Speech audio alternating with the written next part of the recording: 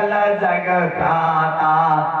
तप की बदौलत विष्णु जो है जगत का पालन करते हैं और शंकर जी भी तप की बदौलत ही संहार करते हैं। तप बल शंभु करई संहारा, तप बल से सधरे मही भारा। तप बल शंभु करई संहारा, तप बल से सधरे मही भारा।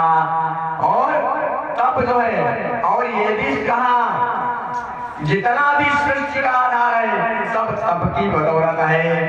और तप आधार सब सृष्टि भवानी, करो जाए तप असजिया जानी। उन्होंने कहा ऐसा करके कि तुम तप करो, क्योंकि तप जो करता है उसका पतन नहीं होता है।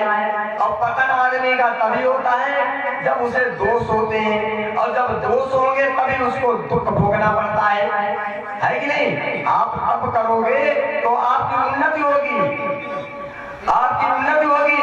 और जब पतन होता है तो दोषों से होता है, और दोषों में दुख भरा हुआ है।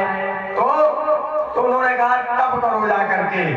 और जैसे ये माँ को वचन सुनाए पार्वती जी ने तो विस्मित हो गई, आश्चर्यचकित हो गई। तो सुनत वचन विस्मित महातारी, वचन सुनायो गिरहियाकारी। सुनत वचन विस्मित महातारी, वचन सुनायो गिरहियाकारी। और कहा सुनो, अरे सुनो, देखो तुम्हारी लाडली क्या कर रही है, सारे वचन सुनाए, वो तप करने जा रही है। तो जब वो भी उनका भी देखा मन फीका, तो माँ तो पिता बहु विधि समुझाई, चली उमा तपहित हरसाई। माता पिता को समझाया और वो तप करने के लिए चल दी, तप करने के लिए चल दी। अब तो माता पिता सखी सहेली सभी दुखी हैं। अब बहुत दुखी। तब वेद शिरोमणि आ गए, उन्होंने उनकी महत्व की महिमा को बताया। तुम पार्वती को साधारण मत समझो। तब जाकर के उनको संतोष हुआ और ये गई और जंगल में चली गई और अपने प्राणपति शिव जी के चरणों को हृदय में धारण कर लिया। और हालांकि अभी उनकी उम्र नहीं थी, फिर भी उन्होंने भोगों को त्याग दिया। तो क्या हुआ, जब आदमी भोगों को त्याग देता है तो नित्य नया प्रेम पैदा होता है भगवान के चरणों में। नित्य नवा प्रेम उपजय अनुरागा, नित्य नवा प्रेम उपजय अनुरागा। बिसरी देह तपहि मनु लागा। जब तक आप भोगों को नहीं त्यागोगे तब तक भगवान से प्रेम नहीं होगा, भगवान से योग नहीं होगा, उनसे अनुराग नहीं होगा। तो नित्य नव प्रेम उपजय अनुरागा, बिसरी देह तपहि मनु लागा।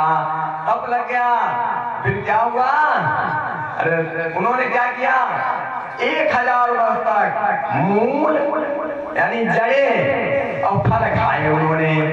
सम्मत सात मूल फल खाए, सागु खाई सतो बरस गमाए। फिर उन्होंने क्या किया, पार्वती जी ने 1000 वर्ष तक मूल और फल खाए। उसके बाद 100 वर्ष तक केवल सागु को खाया। फिर क्या किया, फिर भी नहीं बोले बाबा कोई प्रसन्न हुए। फिर उन्होंने क्या किया, करने लगी, उन्होंने कछु दिन भोजन भाई बतासा, किए कठिन कछु दिन उपवासा। फिर उन्होंने जल का सहारा लिया, वायु का सहारा लिया और फिर उस पर भी आगे बढ़ गई।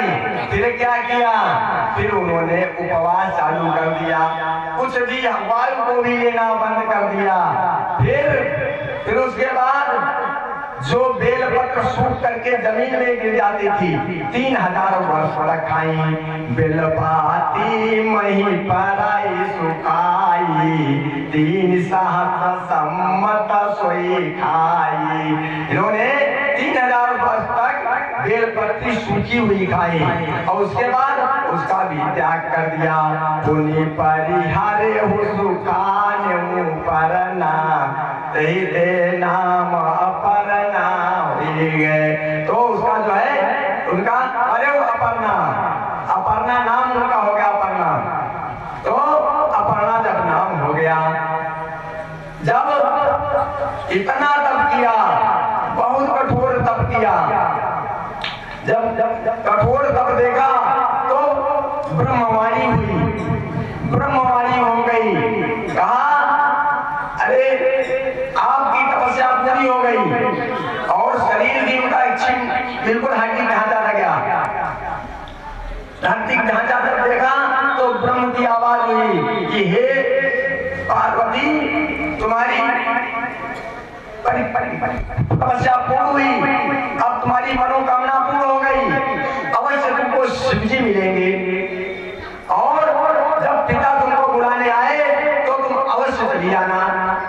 और हमारी वाणी सत्य है, जब तुम्हें सत्य ऋषि मिल जाए तो समझ लो वाणी सत्य है। यह सुन करके वो जो है गदगद हो गई। इधर जब से सती ने अपना शरीर त्याग दिया, तब से शिव जी के मन में वैराग हो गया। जब ते सती जाई तनु त्यागा, तब से शिव मन भयउ विरागा। जब से सती जाई तनु त्यागा, तब से शिव मन भयउ विरागा। जब सती जी ने त्याग दिया अपना शरीर, तो वैराग्य हो गया। देखो वैराग्य एक अलग चीज है।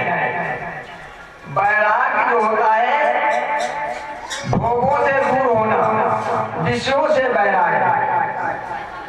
अब क्या है, सन्यासी बनना अच्छी बात है। सन्यासी पहले ब्रह्मचारी, फिर गृहस्थ, फिर वानप्रस्थ, फिर उसके बाद संन्यास आता है। लेकिन अब क्या है, सुपच की रात को लगलवारा, यही वर्णाधम तेरी कुम्हारा। नारी मुई घर संपत्ति नासी, मूड मुड़ाई भय सन्यासी। देखो सुपच की रात कोल कलवर आधी चौपाई पढ़ने से अर्थ क्लियर नहीं होता है, क्योंकि जितने भी मनुष्य हैं, ये जो भगवान के भक्त हैं, वो सभी संत हैं, वो कोई गलत नहीं है। जो इनमें सुपच की रात कोल कलवारा यही वर्णाधम, अधम कौन है? अगर औरत मर जाए और बच्चे आपके हैं, जमीन जायदाद है, तो आपकी ड्यूटी है कि आप अपने बच्चों को संभालें, उनको परवरिश करें, अपनी संपत्ति बचाएं और बाद में बच्चों को हैंडओवर कर दें और उसके बाद आप गृहस्थ आश्रम छोड़ दें। लेकिन कौन? वो धर्मात्मा होते हैं। अधम कौन है? नारी मुई घर संपत्ति नासी। औरत मर गई, वैश्यागामी हो गए, गम में शराब पीने लगे, जुआ खेलने लगे और बच्चों की रोजी रोटी सब बेच डाली और खोपड़ी घोटाए डाली। काहे कि अब तो कोई घर में भूली बाग रह नहीं गई, अब क्या किया जाए? तो खोपड़ी घुटा करके सन्यासी बने। क्यों मालूम? कि मूड मुड़ाए तीन गुण। अब जब घर में औरत खत्म हो गई, तब वो नहाना धोना भी बंद कर दिया, हो गए मूड जुआ। तो मूड मुड़ाए तीन गुण और सिर की मिट गई खाज और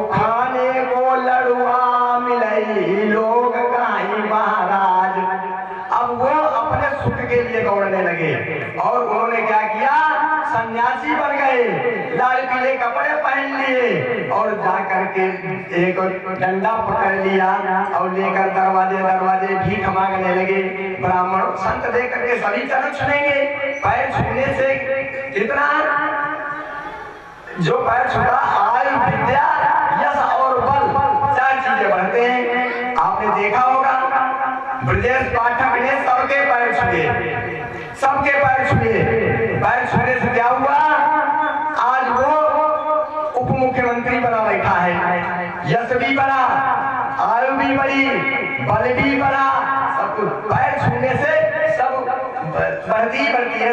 अब देख लो सतीश मिश्रा, वो भी देखो जलवा काट रहा है, तो जो पैर छुएगा उसको लाभ ही लाभ है और जो छुआएगा उसका विनाश हो जाएगा, उसका राजनीतिक कैरियर खत्म हो जाएगा। तो क्या हुआ कि नारी मरी घर संपत्ति नासी, मूढ़ मुढ़ाई भय सन्यासी। जो अपनी जिम्मेदारी से विमुख होकर के अपने सर घोटा करके जो औरत भी नहीं रही, बच्चे बेचारे लावारिस हो गए, घर में जो आटा रखा उसमें गुण हो गए और क्या हुआ, अब बच्चे बेचारे अलग और तुम अलग। तो ऐसे लोगों को क्या कहा जाएगा, अधम है कि नहीं है, ऐसे लोग पापी हैं कि नहीं। लेकिन इसको समझाए कौन, क्योंकि मानस को समझना, किसी पिक्चर के एक पार्ट को देख लो और कह दो ये पिक्चर गलत है, लेकिन उसका उपसंहार भी तो देखो, उसका क्या हुआ, आखिरी भी तो देखो। तो उसमें तो एक चौपाई पढ़ ली, कल सुपर चकी रात को लकलवारा, यही बना धम तेल कुम्हारा। क्यों, नारी मरी घर संपत्ति नासी, मूढ़ मुढ़ाई भय सन्यासी। ते भी प्रणते आप पूजामई, उभय लोक निज हाथ न सावई। और वेद पाठी ब्राह्मणों से अपने पैर छुआ रहे, तो यहाँ भी नष्ट हो गया तुम्हारा ये लोग और आगे परलोक भी तुम्हारा नष्ट हो गया। तो ये जो है, तो जब से सती जाए तनु त्यागा, तब से शिव मन भयउ विरागा। जब से सती ने शरीर को त्याग दिया तब से वैराग्य हो गया। अब कर क्या रहे हैं भोले बाबा, भोले बाबा तो हमेशा प्रभु का नाम जपते रहते हैं, वो हमेशा प्रभु का नाम जपा करते हैं और कहीं कहीं वो वहां जाकर के भगवान की कथा भी सुनते हैं। और क्या करते हैं, क्योंकि भोले बाबा मालूम कौन है, सच्चिदानंद है, मद मोह और काम से रहित है, तीनों लोगों को आनंद देने वाले विष्णु जी को हृदय में धारण करके आज वो आनंद के साथ विचरण कर रहे हैं, पृथ्वी पर विचरण कर रहे हैं। और कर क्या रहे हैं, देखो वैराग्य तभी है जब आप जप करने लगे, सुमिरन करने लगे और सुमिरन करने से क्या होता है, सुमिरत जाहि मिटई अज्ञाना, सोई सर्वा के राम भगवाना। सुमिरन करने से अज्ञान नष्ट हो जाया करता है। तो और जब वैराग्य और आपके पास बनेगा तो आप क्या करेंगे, कहीं मुनियों को उपदेश देंगे, कभी भगवान के गुणों का बखान करने लगेंगे जब मौका मिलेगा। यही भोले बाबा कर रहे हैं, कतहु मुनि न उपदेश ही ज्ञाना, कतहु राम गुण करहि बखाना, कतहु मुनि न उपदेश ही ज्ञाना, कतहु राम गुण करहि बखाना। और वो बखान कर रहे हैं, यह विधि गयऊ काल बहु बीती, नित नव प्रेम राम पद प्रीति। आज जो है भगवान के चरणों में देखो, भगवान की कथा कहने से सुनने से नित्य नई प्रीत हुआ करती है। जब ये इस प्रकार जब हुआ तो भगवान के चरणों में प्रीत हो गई। तो भगवान का जब भगवान यही तो देखते हैं कि कितना नियम पर चलते करता है, कितना हमको प्रेम करता है। और प्रेम करने का तरीका यही है कि भगवान का स्मरण करो, जहाँ कथा हो वहाँ कथा सुनो, जब मौका मिल जाए तो भगवान की कथा भी उपदेश भी दे दो, भगवान के गुणानुवाद भी करो। तो जब देखा तो नेम प्रेम शंकर कर देखा, अविरल भगत हृदय कर रेखा। भगवान अविरल भक्ति देखते हैं, अविरल भक्ति इसी को कहते हैं। जब नेम प्रेम शंकर कर देखा, अविरल भगत हृदय कर रेखा। तो क्या हुआ, भगवान दौड़े दौड़े चले आए। प्रगटे राम कृताज्ञ कृपाला, रूपशील निधि तेज विशाला। प्रगटे राम कृताज्ञ कृपाला, रूपशील निधि तेज विशाला। और रूपशील के भंडार बहुत तेज भोले बाबा के सामने प्रकट हो गए। अगर आप भी करोगे तो आपके सामने भी भगवान प्रकट हो जाएंगे। प्रकट हो गए और उन्होंने भगवान को, भोले बाबा को बहुत प्रकार के समझाया और कहा आप बिल्कुल सच्चे भक्त हैं, आपके अंदर दृढ़ भक्ति है। बहु प्रकार शंकर ही सवाहा, तुम बिना असव्रत को निर्वाहा। तुम्हारे बिना ऐसे व्रत को कोई निर्वाहन नहीं कर सकता है। और क्या क्या उन्होंने बहु प्रकार से पार्वती की पवित्रता के बारे में और उनके विषय में बताया। उनको पार्वती का पूरा जन्म की कथा सुनाई और उनकी पवित्रता को बखान किया और कहा अब मैं आपसे विनती करता हूँ, आप मुझको एक मांगे चीज दे दो, आप पार्वती जी से विवाह कर लो। उन्होंने कहा, भोले बाबा ने कहा आपने ये कहा तो जरूर है, लेकिन आपकी बात से मैं सहमत नहीं हूँ, लेकिन फिर भी आप मेरे स्वामी हैं, मैं आपकी बात को अपने सिर पर धारण करता हूँ। क्योंकि मातो पिता प्रभु गुरु कहे बानी, बिनहि विचार करिया भल जानी। माता पिता और गुरु ये जो है आपके परम हितकारी हैं। उन्होंने कहा माता पिता और स्वामी ये परम हितकारी है। तो मातो पिता गुरु प्रभु कहे बानी, बिनहि विचार करिया भल जानी। इसलिए अब तुम सब भांति परम हितकारी, आज्ञा सिर पर नाथ तुम्हारी।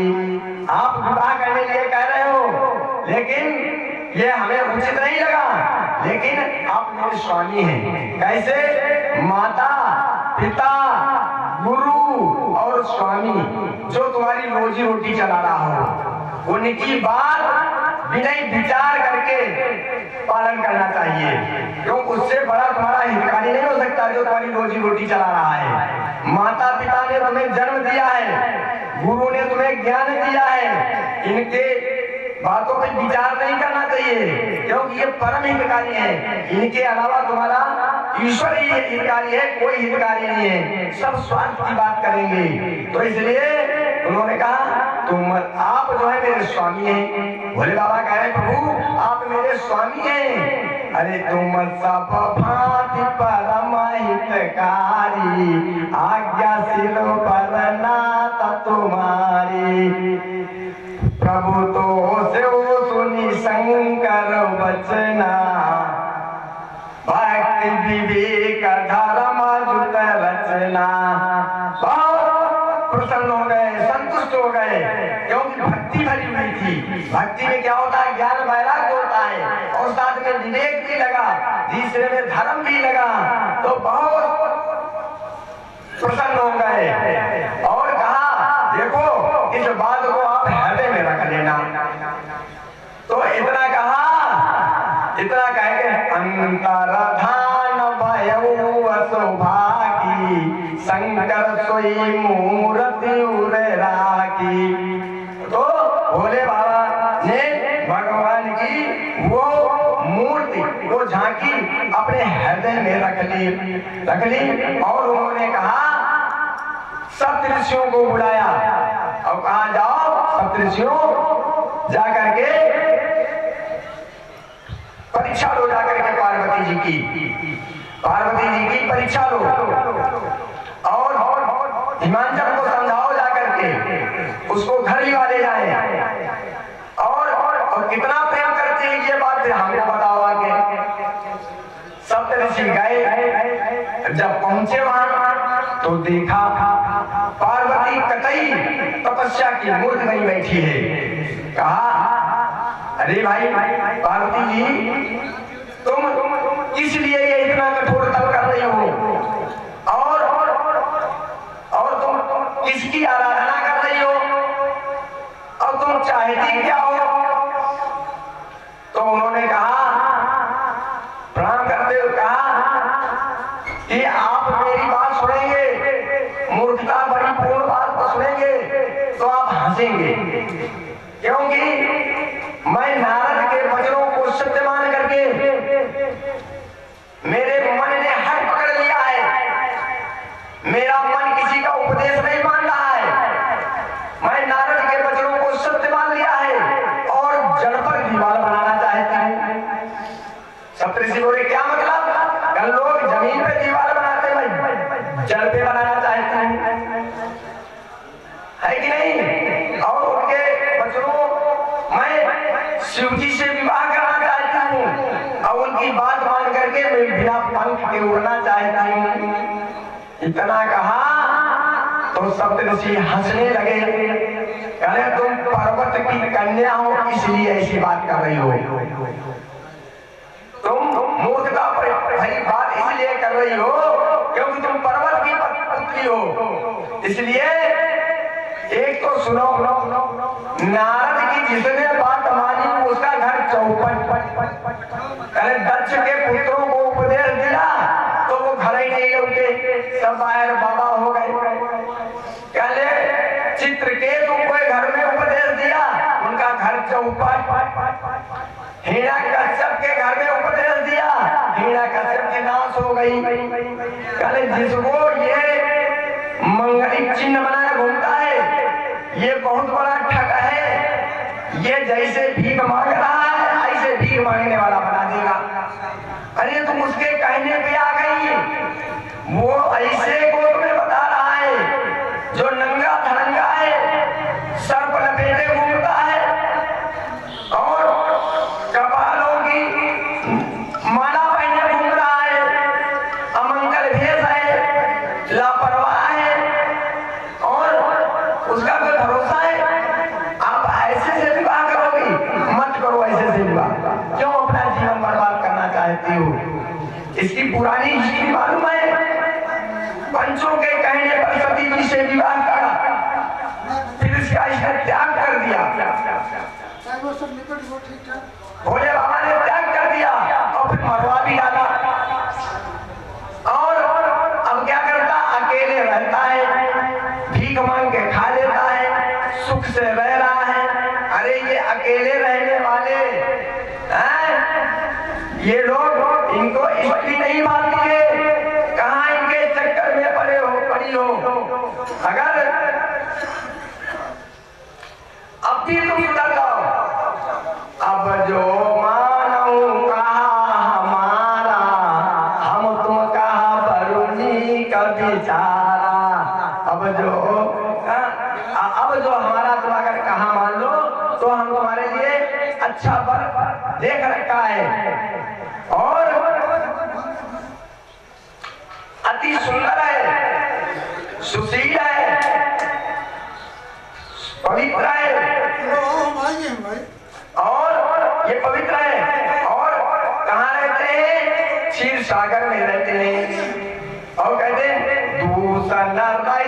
सकल गुण राशि।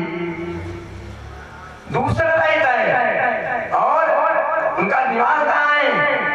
क्षीर सागर में रहते हैं, वैकुंठ में भी रहते हैं। आप उनके इनका विचार छोड़ दो, विष्णु जी से शादी कर लो। उन्होंने कहा देखो मुन्ना, मैं नारद के वचन को देखिए, आपने सही कहा, सत्य कहे तन गिरी भव। आपने कहा था कि आप पर्वत से उत्पन्न हुई हो, और देखो पर्वत से सोना भी उत्पन्न होता है, और सोने में गुण होता है। सोना को जलाकर भस्म कर दो, लेकिन सोने का तत्व तो कभी नहीं जाता है। लेकिन मैं नारद के वचनों को कभी नहीं छोड़ूंगी। कर नारद वचन न मैं परिहराऊं, बसई भवन उजरहु नहीं डरहु। नारद वचन न मैं परिहराऊं, बसई भवन उजरई नहीं डरहु। और एक जान लो, लोग गुरु तो कर लेते हैं, लेकिन गुरु की बात पर विश्वास नहीं करते हैं। मैं गुरु के वचन प्रति न जेहि, सपने हूँ सुख सिद्धि सुलभ न देहि। जिसको गुरु के वचन पर प्रतीति नहीं है, विश्वास, उसे स्वप्न में भी सुख और समृद्धि उसको नहीं मिलता है, कभी नहीं मिलता है। इसलिए मैं गुरु के वचन को कभी नहीं छोड़ूंगी। और सुन लो, अगर जो तुम मिलते हो प्रथम मुनीसा, सुनते हो सिका तुम्हारी नर शीसा। यदि तुम पहले मिलते जैसे कोई जुआरी होए और अपना सब धन जुआ में हार जाए, और उसके बाद कोई कहे कि भैया ये गलत काम, तो यही कहोगे भैया तुम पहले मिले होते, अब तुम हार गए। अब मैं जन्म सांबोई तो हारा, ओ गुण दोष कराई बिचारा। अब तो मैंने शंभु के लिए अपना जीवन हार गई हूँ, अब गुण दोष का मैं विचार नहीं करूंगी।